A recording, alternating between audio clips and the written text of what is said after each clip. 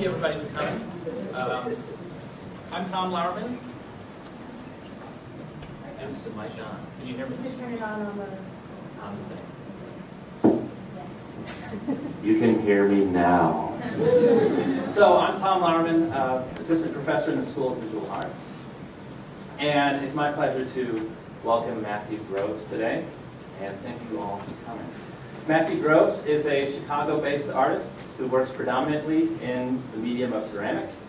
His work is figurative and narrative, and his subjects emerge out of his personal history and out of a fascination with the material and cultural traditions of the ceramic medium. Matthew is originally from Merseyside, England, and an area of particular interest in his work and research is the history of industrial ceramics in the UK generally, but also specifically in the town of Stoke-on-Trent in Staffordshire. It was there at Staffordshire University that Matt received his bachelor's degree. Later, he relocated to London where he received his master's degree from the Royal College of Art. Matthew later emigrated to Chicago in 1996, and he lives in Chicago currently with his wife Sarah and their son Henry. For several years, Matt was employed as a member of a specialized team at the Field Museum of Chicago, where he was involved in a number of remarkable projects, including the recording, reconstruction, and reproduction of the fossil remains of Sue, the largest T-Rex ever discovered. Matthew left the Field Museum to become part of the faculty and staff at the School of the Art Institute of Chicago. And it was there at the Art Institute that Shannon and I first met Matthew. And I personally worked alongside Matthew for 3 years at the School of the Art Institute, and it was an experience that had a tremendous positive and sort of ongoing impact in my life. Matthew has 20 years experience teaching in the UK and Italy and in the United States. He currently holds the position of Assistant Professor of Fine and Performing Arts at Loyola University in Chicago. Matthew is currently producing a body of work for a solo exhibition titled Universal Statuary, which will be up this spring at the Chicago Cultural Center from April 13th until mid-June. Please join me in welcoming Matthew Groves.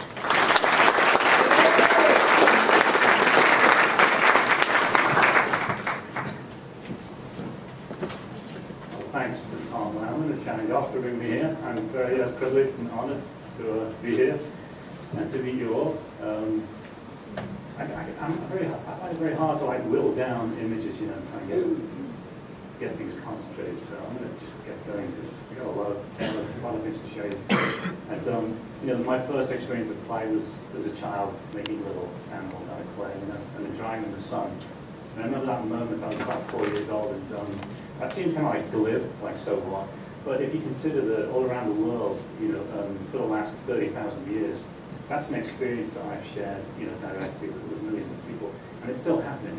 People right now all around the world are taking up bits of clay and just doing stuff with it because it's a sort of automatic thing.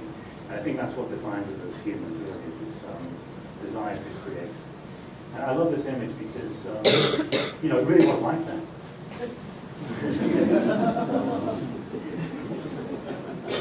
But a quote here from George Steiner.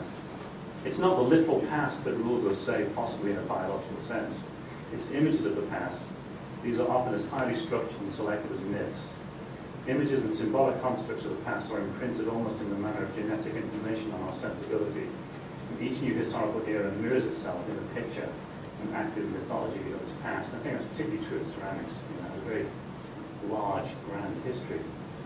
What we do as artists with clay probably represents, I don't know, because I don't have statistics, I'm not an academic, but like maybe 0.0001% of what humanity does with clay, even today, let alone 400 years ago. So it's kind of really insignificant what I do with clay, but compared to what the world does with it.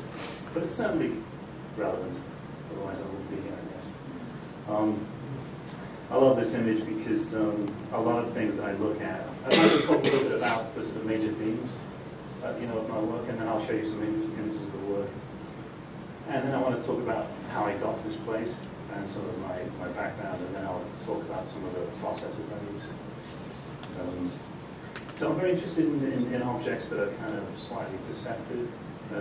This is a very famous sculpture here capital-line wolf, but in the 1400s, the little figures of Romulus and Remus were added.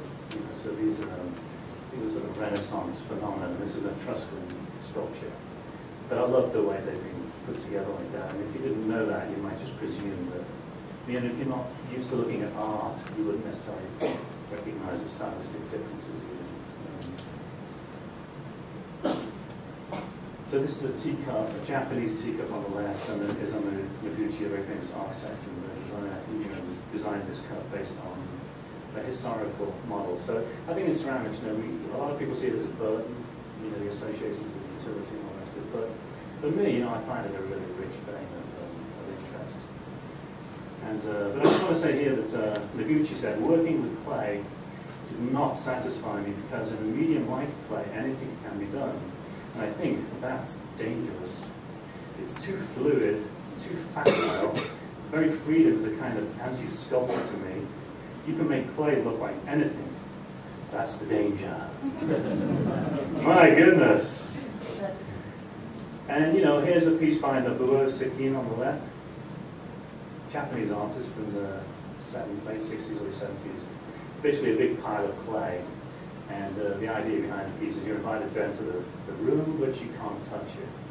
And I talk to students all the time about, the thing about clay that's so wonderful and makes it kind of unique. It is traditionally a sculptured intermediate material. But in ceramics, what you do is you just want to reach out and touch it. It's the anticipation of making, particularly on the wheel, the anticipation of playing something out on the wheel and succeeding, or discovering something, which is what's really interesting about clay as a medium. And Tony Craig said, clay, I move, it moves. I just love that little thing. And then on the right-hand side, you see Marilyn Levine's one of her many, dare I say it, hideous sculptures. But, amazing, right? An amazing facility. But two very different pieces of work which kind of sum up the experience. So Martin Puryear, an American sculptor, who's, and there's some great writings about his work. But I just was involved in a show in Texas, and these people quoted this quote, and I found it annoying, actually. I find myself motivated more by things that make me mad. The things that I feel very passionate about. Puryear remarked, you can't make great craft without great skill, but you can make great art without great craft. But I would add that you can also make great art which demonstrates great skill. And for me, that's what I've always tried to do as an artist and an individualist. I'm inspired by and seek to create work which exhibits both great skill and great imagination. So on these images here, has anyone here seen this thing? You know what it is? Well, you can see what it is, right? You can see the golden orb-weaving spider of Madagascar. I have the statistics here, but I can't be bothered to scroll down. But basically, it took about 3 million spiders in 1 year to build this beautiful object here, this piece of clothing. It's 200 times stronger than steel, and that's its natural size. And it was developed by a couple of businessmen, and an artist who went to Madagascar, which has a lot of natural resources and a very interesting natural sort of native culture. And they're all dying because we've basically been taking all of the elements. It has a lot of raw materials which we use in manufacturing. So the place is being destroyed. And so they wanted to get together and do something to promote an awareness of those traditions. And they chose to do it this way. And just a phenomenal gesture, and a phenomenal example of this thing I was talking about, how this is what differentiates us from the animals. Like insects, they make webs, to have a practical function. But what do we do with it? That's crazy. But people want to make stuff. The average sailor in the 18th century knew 400 knots, and but they didn't know how to read and write. And what did they do in their spare time? Did they play on the Xbox? No. They took old rope and then they made beautiful rope objects. So they already knew 400 knots, and that's all they did all day. And then in their spare time, they made more knots. But not the same knots. And some things, again, that appeal to me. This is Charles Ray's piece, Hinoki. I don't know if you've had an opportunity to see it, but he was driving along with his buddies. He sees this old tree, and he falls in love with it. He buys it off the farmer. They chop it up, take it to a studio. They make casts of it. They ship it off to Japan, where these incredible craftspeople carve a replica in 400 years. I mean, in brand new cypress wood, which will last for over 400 years. And just the skill, and concepts, so beautiful. Perhaps not the kind of thing that a Japanese craftsman would normally make, but that's what makes it art and what makes it contemporary art. Peter Fishley and David Weiss, this is one of my favorite works of art. And this actually, you walk into the Tate Modern in London, and you walk into a room that looks like this, and you're like, So what? The artist studio. Okay, I get it, it's hard work, poor artists. but it's all carved out of blue foam. The whole thing is actually a sculpture. And it really talks about process and materiality in a way which I really appreciate. This is a fantastic painting which was done by Ben Johnson. He had a team of people working that worked 24,000 hours to create this painting of Liverpool, which was the city of culture in 2008. And it took, he took 3,000 reference photographs, and then he used computers to produce 3D computer models of each building. And then he placed each building into the landscape of the painting, and then they used lasers to cut out stencils from masking tape, and then they applied the stencils and then painted it by hand. So there's a wonderful mixture of the hand and technology to create a fake image of Liverpool. But when you see it, it's just so beautiful. And you're in Liverpool, looking at this picture of Liverpool, and but it doesn't look like the Liverpool you know. But you can see all the places where your mom was born and where they went to school, and it's really amazing, actually. I was raised a Catholic, and I teach at a Jesuit institution, but I certainly don't practice that anymore. And I definitely feel slightly conflicted about teaching in that kind of context, because I have a very complex history with the Catholic Church. However, I definitely believe that objects have been made in the past. Certainly when I was a kid in church all the time, I would see these things and you'd be like, oh, I'm supposed to have that feeling like, oh. And so life force, could life force be coerced to move into a specially carved receptacle? And I think, that's just a simple question. And I think for me, I definitely want my work to be an expression of my life force, not my belief particularly in a particular dogma or anything. I love this stained glass. It's just such a moving image. And this is a Kamakura period sculpture. I really love the Kamakura period in genre sculpture because it's all about this idea of moving the spirit into an object and using a language which isn't words. So here we have these little, laser pointed. These little guys here. These represent a prayer, Namu Ami Dabutsu. So this priest was famous for just saying this mantra over and over again. But here we have these characters, because this language is the language of characters. So we have these characters. It's like, it's amazing, isn't it? It's a silent prayer. And then, of course, the old pots, they encourage us to think about natural force. Also, I really enjoy surrealism. I love the sort of odd juxtapositions of things. This horse on the lobster claw, because it's not a horse, it's a negative space on a positive form. What do lobsters have to do with horses? I don't know. But somebody knows, because they made it, and I got to find out. And of course, René Magritte in Liverpool. Liverpool has a very famous collection of paintings, and those are the Magritte. Ron Mueck and Mona Houghton. Just surprising works of art. This one here, you see this piece? It has magnets underneath steel, and these things move. And it's a visceral kind of weirdness. So I like that kind of energy of natural forces and also kind of surprising elements. This is how I start thinking about things. This is a piece I'm going to start making soon. And when I saw this image of this atomic black, I just thought, hey, it looks kind of like figurative. It looks like it's got shoulders. And then I really love those Staffordshire pottery teapots that are like cauliflowers and stuff. And I just thought, it'd be kind of interesting juxtaposition. That's as far as I go, though. I don't do any drawings. I shouldn't say that, should I? I keep a sketchbook. So this is what my work looks like, and you can judge for yourselves, you know, am I succeeding in trying to bring some of these larger themes into my work? This one is the signature piece for the show I just finished, and this one's called Universal Statue. This one's on the poster. This one, it's called Mallorca Man, just because it's got Mallorca on it. And then this one here is Green Dream.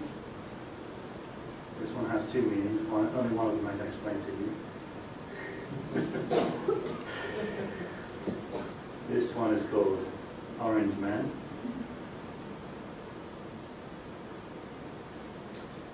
This one's called Crazy Ghost.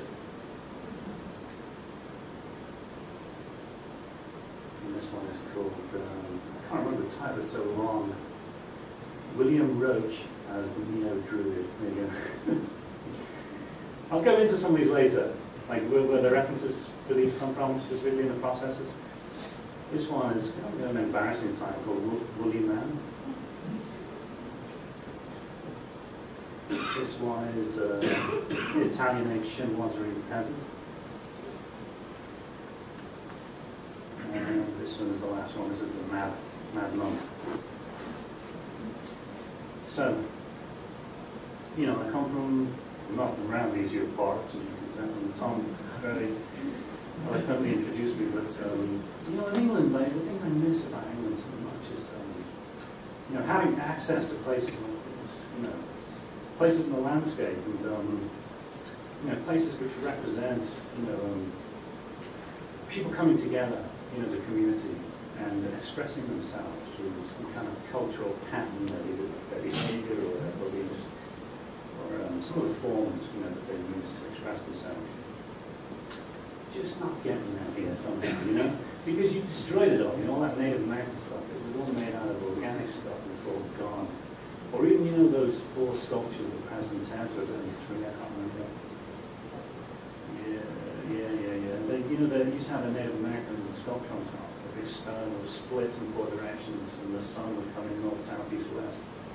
And the first thing that Baldwin did was, you know, chop it up so he could use it to build the building just out the basement now. I can't help feeling like that's so disgusting. But, you know, I kind of get it, you know. So, but in England, you can still find these places. So. And then, you know, this is my father. No.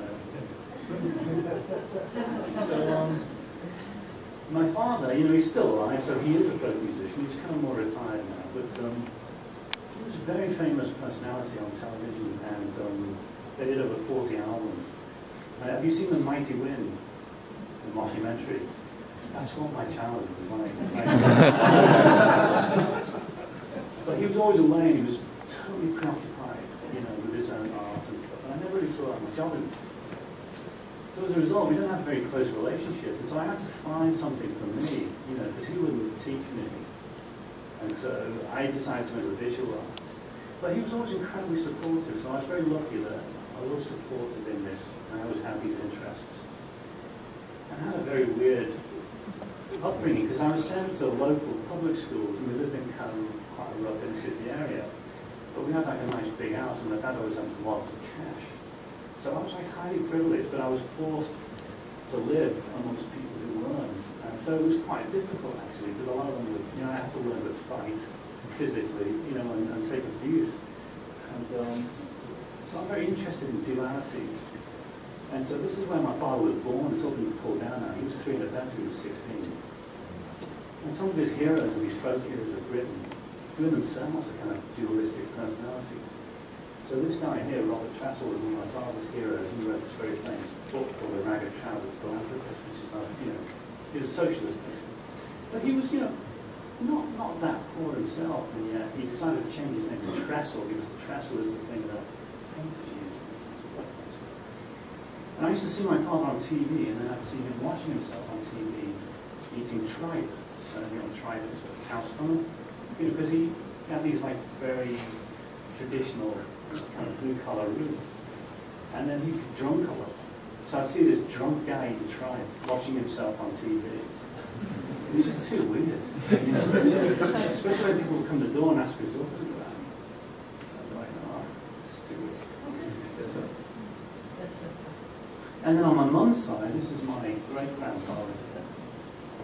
So my mum's from Liverpool, and they were all very poor Polish immigrants, but they were cabinet makers. So this is my great-uncle. And this is how weird our life was. We owned a farm 60 minutes from Liverpool, where we would just go and like make stuff and have fun. And my uncle would come around, my great-uncle, because he worked on public housing projects, fixing windows and doors for living. And then he would fix our fancy farm up for us. And we'd like help him. So I learned all these skills and stuff, but I never had to really live this life,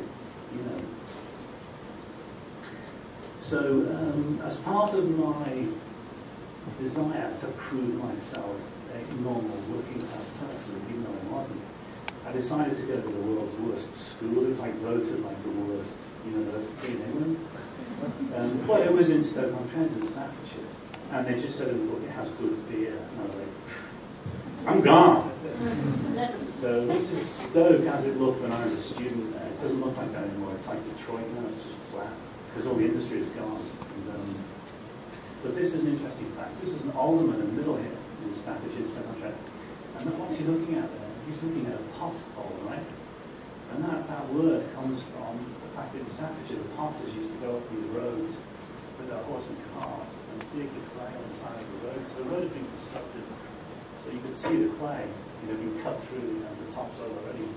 They dig the clay and then made a big hole there, and then people would fall in and die, or their horses would go away and stuff. So they became potholes. And when I was a student there, this is what you could see everywhere. Like you look through the windows, there's factories everywhere. There was a constant noise of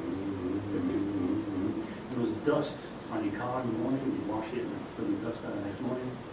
It was just full of people, like generations of people working in these factories for hundreds of years.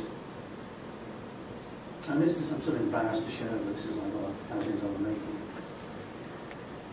I always had a facility, I have a good facility like with drawing and painting and stuff, and I was always encouraging, we should do art, you're good at that. Everyone loves that, right? So, but I was quite good at working in 3 dimensions. And, so my teachers, who are all these kind of like old school types who work in the industry, were always kind of encouraging me to like plow horses, angels, stuff like that. But I used to make these sort of kinds of experts. And then, because I was looking for a mentor, and because my father was in the music industry, of course I was quite interested in the Beatles. Nobody from Liverpool is not really interested in the Beatles. They might say they're not, but they really are. But the guy in the middle there, Stuart Sutcliffe, who's one of the Beatles, he died when he was a young man. And people say, he would have been an amazing artist. He died, so. But he went to Germany, and he trained under a guy called Eduardo Palazzi. And so even when I was a very young person, and I was looking for a mentor, this idea was in my head, I'm going to work for that guy. When I was 14, I'm like, I'm going to work for that guy. I got to get close to this guy. He used to Sutcliffe. So I went to the Royal College of Art, and where Eduardo was teaching. And I remember the first day there, I came in and I went to the urinal. I was standing at the urinal. He came in and he said, the next urinal. And I introduced myself, and that was it. Beginning of a peaceful relationship. But at the Royal College of Art, it was a design emphasis. So we used to sort of design things and then pencil and make them. And this was my suturing for Campbell's soup. We did a suturing competition. I didn't win it, unfortunately, but I got the runner for the Boogie Prize. But the winner got a round trip ticket to America and all this money to spend. And, it was 1988, so friend of mine wasn't. But she lives here now as well. She lives on the East Coast. She's a surrounding girl. Quite interesting how we both ended up here. So I think my interest in America was sat through Eduardo Panalozzi's interest in popular culture. And certainly as a young person in England growing up, and America, we were definitely like that. It was the 51st day of America. Kinds of things I saw when I was a student in the late 80s, early 90s, there was stuff like Rachel Whiteley's work here, which had a deep impact on me, she took the whole building and then plastered the inside, and then they took the building apart. And before she did that, she did this smaller version on the right-hand side, which is called Ghosts, which is just the interior of a room, the fireplace and stuff, illuminated. So. And then things like the V&A, these cast collections, I don't know if you've ever been these, but these are insane. Queen Victoria was gifted all this stuff by the heads of state from around Europe. Even Trojan's column. Hey, you want a Trojan's column? Here you go. But the beauty of these things is that these things are now in such great condition, and the actual real buildings are all corrupted by pollution. But they're a wonderful record of this stuff. And so I had a studio. I graduated. I had a studio. I was 23. I was a master of art. I was like, kidding me? But anyway, I used to make stuff, but I hated it all. And this is just, I don't know. I can't even talk about it very much. It's kind of ludicrous, but skills. I'm trying to develop skills and trying to be an artist. But I decided that now I have this qualification, I have to earn it.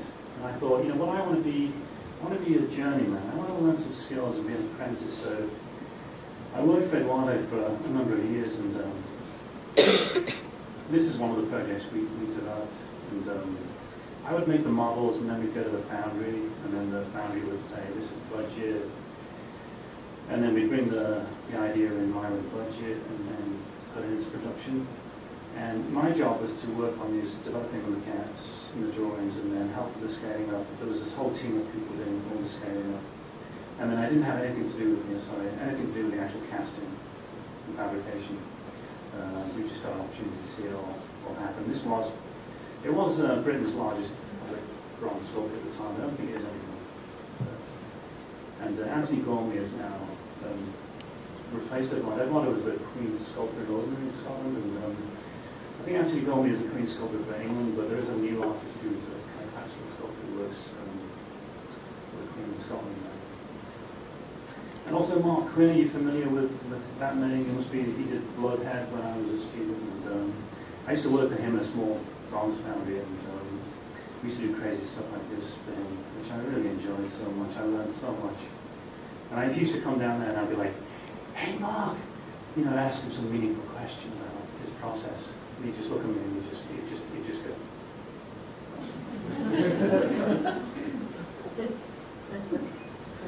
So then, I had an opportunity to teach in Italy in '95, and which was a great experience. It was an American school in Florence, in Italy, called SACI, Studio Art Sense International. And I love this image here of the Ospedale dei Innocenti with the tondo. And the tondos were these little Mallorca little babies. But this had a little door, a revolving door in it, which was round. I mean, people would put the family babies on one side and then turn it. And the next morning the nuns would find the baby. So people would do it anonymously. And just kind of proud. And when I was in Italy, I met my wife, she's American, and decided, hey, I like this traveling stuff, let's just go to America. So I came to America. I left everything behind, right? Like family, friends, connections. I was teaching part-time at several institutions, I was working full-time, for Eduardo and a number of other artists, and I started cycling around the city of Chicago. And I stopped in a factory that I smelled fiberglass, and I thought, ooh. I went in there and two old Italian Americans like, hey, what do you think, Fabio? The time for some fresh blood? I was like, oh my gosh. But anyway, it was quite interesting, and I ended up in another Italian-American family's workshops called Universal Statuary. And here I met a lot of immigrants who can speak good English and have these amazing educations, and connections. And a lot of them were Russian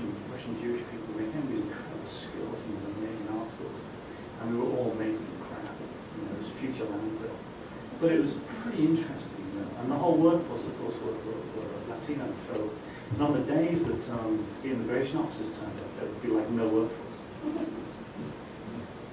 And then, you know, a few days later, everyone would come back. It was a really interesting introduction to America. You know, like here I was, this privileged kid who'd always entertained ideas about the arts and crafts and what it's like to, you know, work in a factory and all these kinds of things. And then suddenly I was working in this factory, and it was probably the most depressing experience of my life. But it was very interesting, you know, technically and culturally. But I got out of there pretty quick. So I was like, I can't do this. And I heard about this job going to the film museum. I went and interviewed, and after 3 practical tests and interviews, I was very lucky to get the job. And we started working on this dinosaur. And I suppose my job is to help glue it together and then sculpt the missing bits. And then we worked with a company in Canada, Research Casting International, RCI. And they sent some text down, and we worked together to do all the modeling. It was really, really, really intense and really interesting. I learned so much, and this is when I started to think to myself, wow, America, you know what? It is the land of opportunity. I am learning something new. It is kind of cool. It's exciting, and I'm not teaching, and I'm not making art. Wow. Now, when that job ended, I had my son there, and I was thinking, I suppose I'm going to try and keep a job. And, so I applied to a job. I was fortunate this position came up, the application shop supervisor at the museum. And I left the soup project, and I was so glad to get out of it. But the first thing they asked me to do was build a base for Sue, so I was like, oh, nearly got away from that dinosaur. And so you can see this image here is the models and then the full-scale substrate. And then we made molds from a limestone quarry, and then stuck casts on. That's how it looked. I'm just going to run through real fast some things we did at the Film Museum. Giant candy box for the chocolate exhibition. This is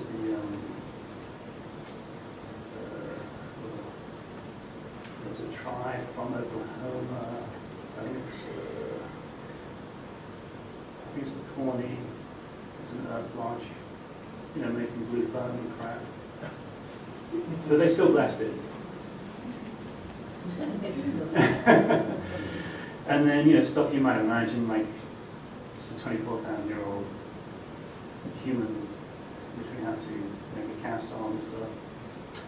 You know, dinosaurs, they give you bits of bones, and then they give you all this information about how it should look, and then you say, could it have a yellow stripe? And they go, well, there's no proof of that. And you go, yeah, that's why you're hiring me, I'm an artist. You're not. You're a scientist with no imagination. So it was kind of interesting. Because they don't want to say anything that hasn't been said already, you know, because then they look bad. So, you know, lots of models like this. It was very involved and very, very interesting. I learned so much. But I was making $24,000 a year before tax, and I had like a budget of $3 million and 7 full-time employees. So I was like, you know what? I've heard of this thing called the golden handcuffs. I think this is it, so I've got to get out of here. And I think also I was teaching part-time at SAIC, and I wanted to get back into the classroom. So I did. I was very fortunate, and I got this job at the School of the Art Institute. But it was a staff position, it wasn't a teaching position. But it was my way to get back into the surrounding community. And I thought, you know, I got all this experience, and I want to bring this with me. So now at SAIC, I just got so fed up with the students who just asked questions all the time and like wanted me to help them. And I was like, this sucks. You know, what about me? So I got really mad about it, and I got really conflicted, and I thought, I'm going to have to leave this job because I cannot be this way. These people need my help, and I need to help them. I thought, I'm paid to do damn it, but I don't want to do it. So what's going on, you know? And I got really angry, and it reminded me of these people that I've heard about. And, my brother Pheasant's on here on the right-hand side, this guy, very famous potter, but he had to leave the church because he was so passionate about his art. He actually got fed up that they kept telling him he wasn't allowed to do it as much as he was. You're a monk, you're not a... So he left, and he never got over the fact that they rejected him. It's like, dude, you can't have your cake and eat it, right? So this piece was really my response to the students. I wanted to be that person, you know, leave me alone, I want my studio, and I want to go there and just do my thing, be creative. So I got kind of angry. And then it also, other influences, this beautiful sculpture that was noticed in St. Paul's Cathedral. It was the only thing that survived the fire of London. The first cathedral burned down, but this sculpture didn't. It's a very esoteric sculpture by an artist called Nicholas Stone. And also looking at things like Sidney Matthews' work. And of course the great Franz Xavier Messerschmitt.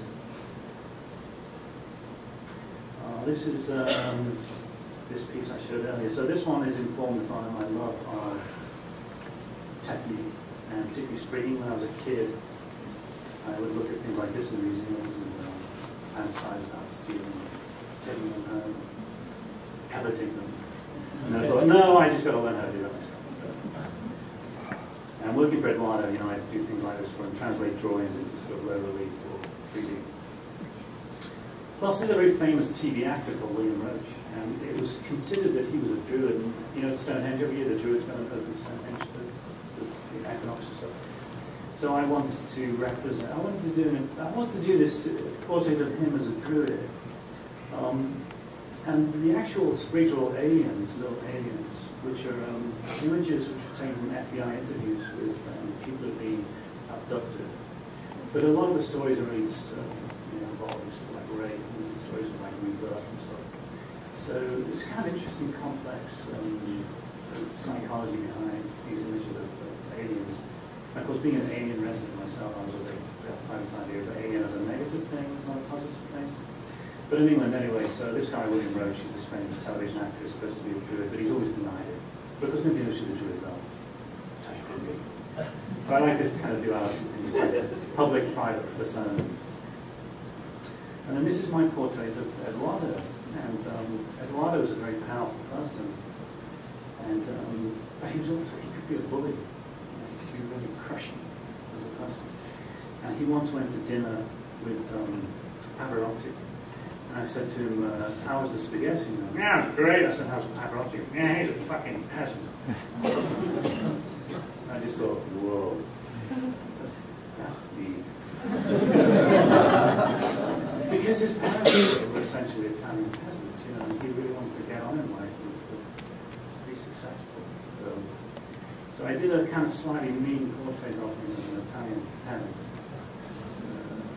based on these images here, which he gave me. And he's giving me photos of images all the time to feed my imagination. So. Also, I love this stuff I saw when I was living in Italy. John Bologna's Cartolino. You know, they use limestone to represent hair. Also the Kamakura sculpture. And also, you know, these wonderful lead glazes. I just use one glaze or two glazes, which are lead-based colors. And then, William, this is, a lot of my work is about being an immigrant. You know, I miss those places where I could go and just, I could get a train from London that evening and just go off to the woods and roll around in moss. You know, and then go back to the city. Just can't do that. And then people would give me images like this. One of my students gave me this, you know, and it's so cool, isn't it, from Spain. It's a celebration of how the Christians kicked out the Arabs. But they're all dressed like pagans. It's weird, isn't it? It's how paganism, Christianity usurped, you know, the paganism, and then how the Christians kicked out the Arabs. It's kind of weird, isn't it? But they're carrying these big war clubs, and they collect the moss in the forest near the village every year, and the women sew the moss to these guys' clothes in the middle of the troops around. But it's a European thing, this green man, you know, the green man, Jack and the Green, sort of pagan fertility. So, but this is an image in Scotland, from Scotland, of the buddy man. Let's go with them bars. Bars are like thistle birds, you know. It's the unopened flower of the thistle. And every year in August, the women of the village, they sow these birds to this guy. And then he has to travel around the town, and every house they give him a drink of whiskey until he's completely bladdered and cannot go on. And the question is, why? And you can speculate, but nobody knows. Why background strings? Is it a Christianized pagan spirit, but the Christians feel, even though they're celebrating it, they don't want to completely venerate him, because it's pagan, so maybe we'll get him drunk. I don't know. It's kind of interesting. And also my interest in these the lions from the Loggia de Lanza in Florence. Very interesting. Nobody knows a lot about who made them. They just sort of ended up there. And the Europeans are obsessed with these lions, and on the European tour, people would collect copies of it. And at the bottom there, you see this lion from the factory in Vermont, the Bennington factory. And I love the fact he used to squeeze the clay through a sieve to create the fur on this lion. Interesting that in 1860 or 70, you had this farmer in Vermont with two of these on his mantle shelf. Like, what's he really saying? Is he saying, hey, I may be a hick, but I know about stopping you? And Crazy Ghost was just an opportunity to employ this technique here, where you put a clear glaze over a white body and then you put ink into the cracks to create these patterns. But this one was an image of myself. I left a psychic imprint of myself somewhere in Stoke, the first real powerful girlfriend I ever had. It broke my heart, and I thought I was going to kill myself. And I went to throw myself in the canal. I was so depressed. But I didn't, But I feel like there's a lot of movie still there. Still sitting there, this psychic imprint. So this is about stress. And these cracks, the whirls and the patterns are affected by the density of the clay. And at the seam, they get tighter, and then they get bigger. It's about stress. And Orange Man, this is. I just wanted to use some of these techniques. I asked my wife to make this little suit and dress this little mannequin, and then use some of these molding techniques to put it into production, just to enjoy the process, But also, I'm kind of intrigued by, like the duality of this particular form. The onesie. Anyone here watch Freaks and Geeks? That episode when that kid gets that onesie. Oh my gosh, you got to feel through. And here's little Kim here on the bottom there, when she got out of prison. She came on stage with these big guys. I'm out, but look, I'm still in the costume. So it's a symbol of, fashion, high fashion. It's a symbol of creativity with the engineer. It's also a symbol in America of very negative, incarceration. And in England, you have the orange and the green. Particularly in Northern Ireland, like the orange is the Protestants and the green is the Catholics. And with that history, then I like that idea that color has this power. That's my father's first single. Okay, let me go faster. I do love throwing as well. I built this wheel. It was an old one I bought off Craigslist and regenerated. And I'm busy right now trying to build a copy of this one here, which is in Stoke-on-Trent. This was the industry standard wheel for like 250 years. It was used in this Midland, as you can see. You would have family groups. The father would be the potter, and then the children or the wife would do the other stuff. And the person who was turning the wheel had to understand how to throw, because that's who created the momentum and the torque. But they were never allowed to become a potter. So it's division of labor. It's quite interesting. I think it'd be a great way to learn to throw one of those things, where you don't control the speed, somebody else does. It's kind of interesting with this. So I'm trying to build a replica and get that going. Because I'm very interested in pots and pottery, but I'm not a potter by any means. But I do exercise myself when I'm teaching, and I exercise myself for pleasure.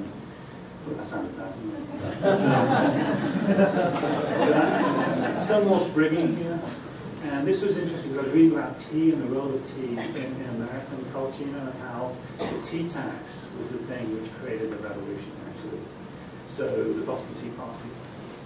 So, at that time, when people got together to drink tea in America, they were really actually getting together to conspire against the government. Because whenever they drank tea together, they talked about tea tax. And so I found that interesting. So I tried to do these scripts based on that, this sort of like period style images. I'm not finished with this yet, and I really hate it, but the one I made is up on the top left. And there's the kind of thing that I was trying to emulate. I hate that thing, it's terrible, but you know, I just gotta do that. You gotta work through things like that sometimes. So Green Dream, this is me with my head in a place which represents the English countryside. The green, the mist rising. It's based on those boshambu, which are these Chinese tablets, the incense burning containers where the glaze would be put on and it would be fired upside down, or the lid would be fired upside down, so the glaze runs up. You can see on the right hand side the glaze ready glaze runs very far. So represent the idea of mist rising in the forest. And I love this piece. Oh, I'm going blank. It's Arnson's student who created a frog world, a world of frogs, which he inhabited. I love this portrait of Gilhooly by Arnson, with him looking inwardly to his green frog world. So this was kind of my take on that. And some of the process here. Fern core model, fern core mold, actually, and then photography. This one, I don't normally do this kind of thing, like political stuff. I don't like that. But I thought I just couldn't stand George Bush so much. I hated him so deeply. And 9/11 was so tragic. I felt like I couldn't do anything then. But 10 years later on the anniversary, I started like, I just want to do something with this. So I did this piece here. But you can't, I screwed it up. All the glaze is hard. It destroyed all of the scripito. You can't read it. It's kind of weird. I kind of like it, but it wasn't what I wanted. So this is what it looks like underneath. I just couldn't get over that $1 note. Just blurred my mind at the time. So the separation of church and state is quite an interesting subject in England, particularly also in America. So just some process images here. I like to work with different materials because that's what I did for a living. This was the image this one was based on, which is an image that I created for Eduardo many years ago. And I just, now I'm a middle-aged man, I can't get it. You know? So I decided to make this piece which would represent, this is my midlife crisis piece, instead of buying a red Ferrari and having a pair of my students over. You know, I decided to go to the studio and make art.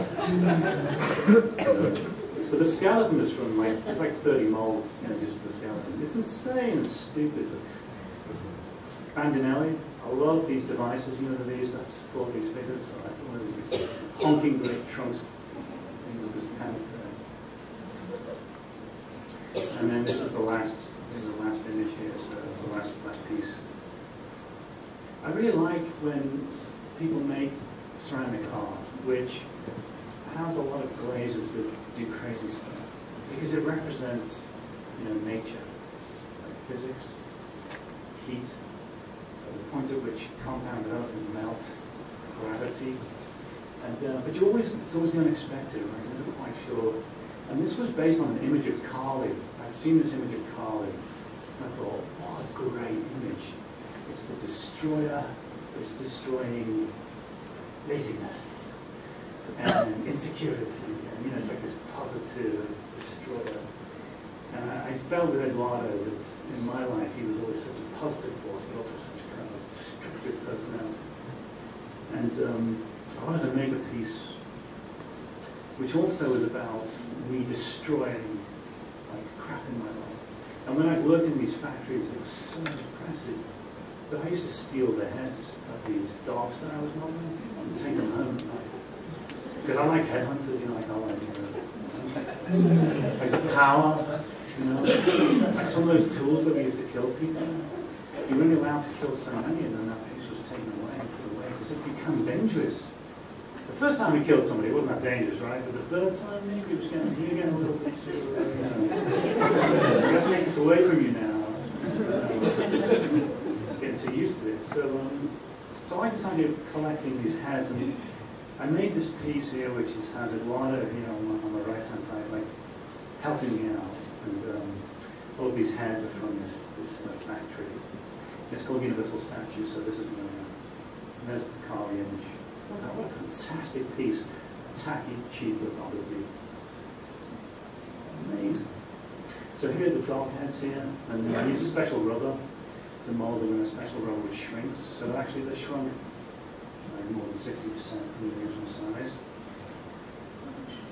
I didn't quite know how to build it exactly, so I just kind of like, I like to use a lot of mold, but my favorite pieces of work are the work that has all the hand building as well. So this lay type thing is a hand built slab, and the hairs are a hand built slab, and then everything else kind of comes out of the mold. And that's it.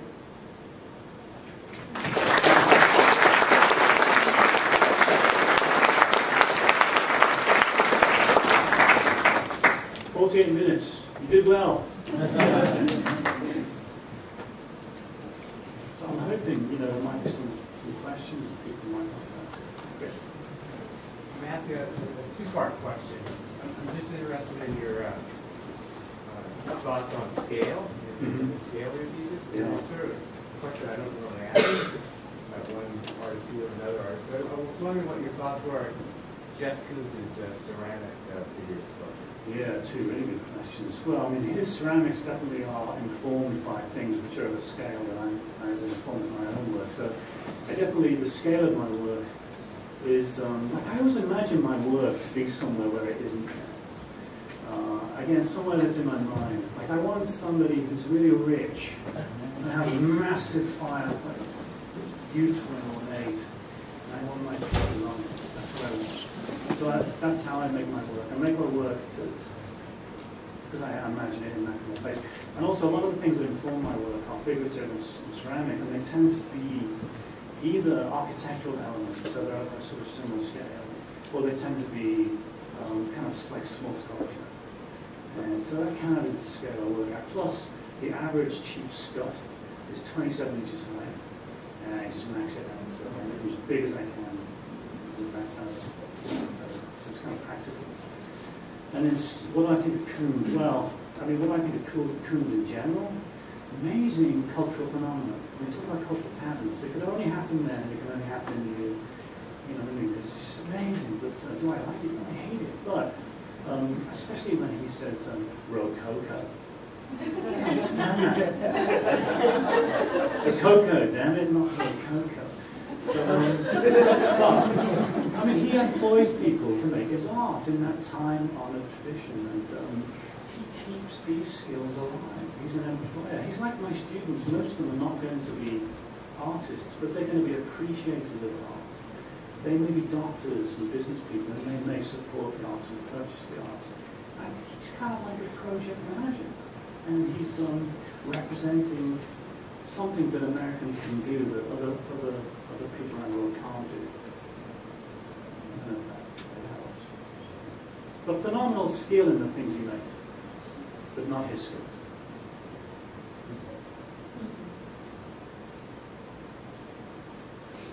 Okay, see ya. So you say you don't like sketch things out. So how do these things come to being? Is it just a matter of like playing around with small scale models, or how do they, these collisions? Yeah, I think it's just from years of working with the material, and then it does this when you do that, it does that, does that, and you know that when those things come together, it looks kind of cool. But it's also physical, like I enjoy it. I go to the studio not to persecute myself, I go there to enjoy myself. And, so I just play. And I always say to my students, it's like, you've got to build time in the studio to play and have fun, because otherwise what's the point? And so a lot of it just comes from wanting to do something physical.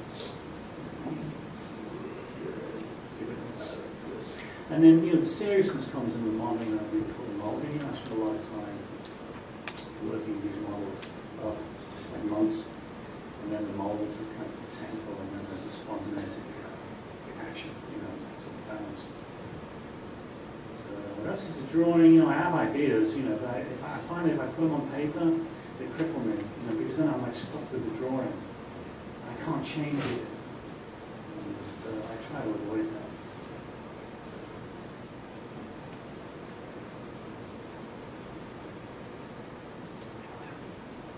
What did your mother do? My mom? Yeah.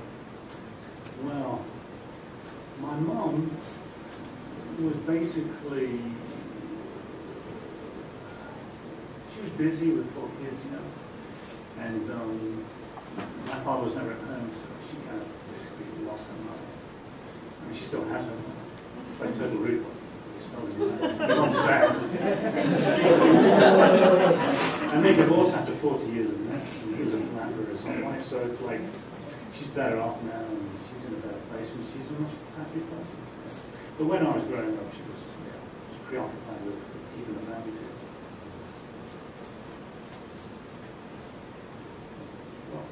There's, you mentioned making a lot of this with molds, and I'm kind of wondering, in terms of your process here, you're also like using slabs and things like that.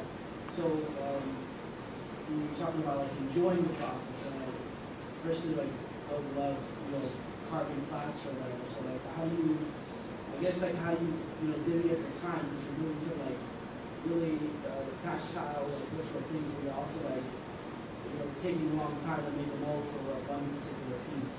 So like, you know, where does it, I guess the enjoyment come in the process of combining those things? Yeah, I think the enjoyment is the making of the very end, you know, you slap it all together. All the rest of it's kind of tedious, but the things you see, I don't have a lot of time. You know, I teach full time now, all these other duties and responsibilities in the school.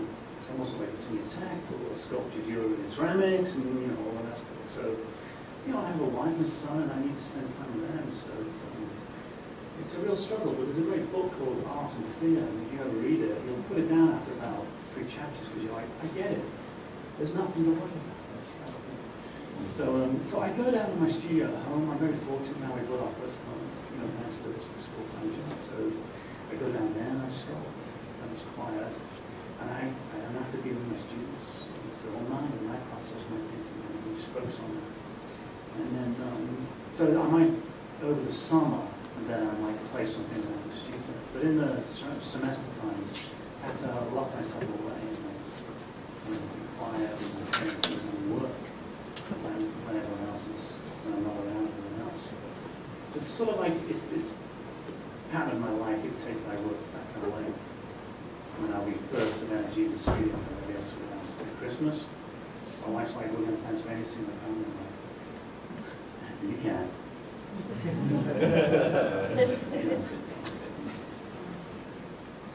Hi there. Hi. I noticed that the slides that you showed us of artworks and various projects you've been involved with, and the environment that you grew up in, that there seemed to be an uncanny relationship between all these things.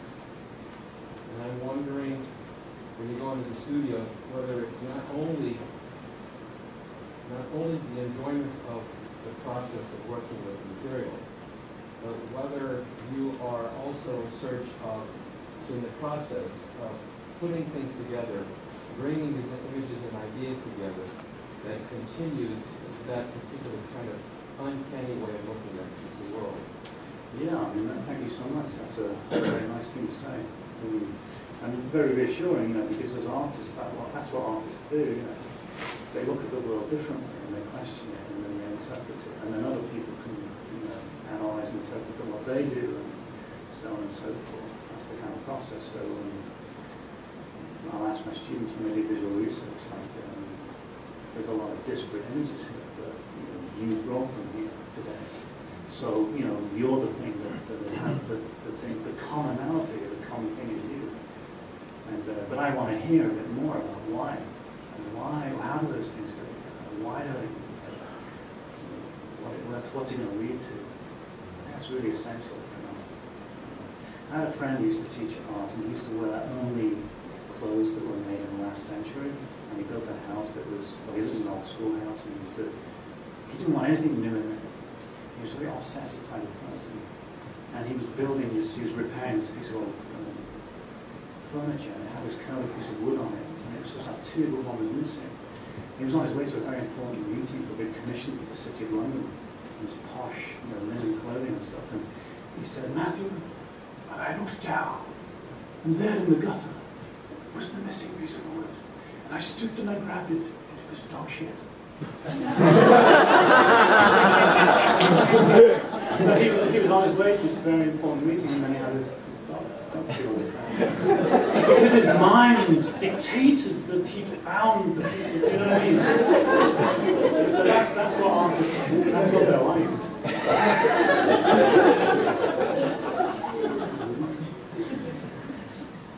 I don't know. Obviously, a lot of your work is really figurative. Is there a reason why you chose to work with a human figure, or did you just naturally kind of gravitate towards it? Yeah, I think it's because I'm quite insecure, you know, as a person. You might not think so, but, and, you know, when I was growing up, I definitely needed, you know, people to pat me on the back. And that's what I absolutely needed from somebody. And I was very good at drawing, and when you represent things, and they look like things that are in the real world, it's a real simple equation.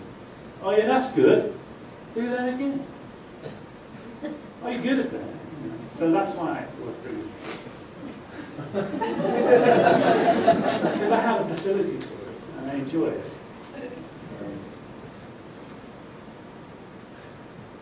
When I see galleries full of figures of art, though, I want to scream. You know. I hate figures of triangles. I hate most of what's out there. But I do it too. And you know, people look at my work and then they hate my work just as much, and that's okay.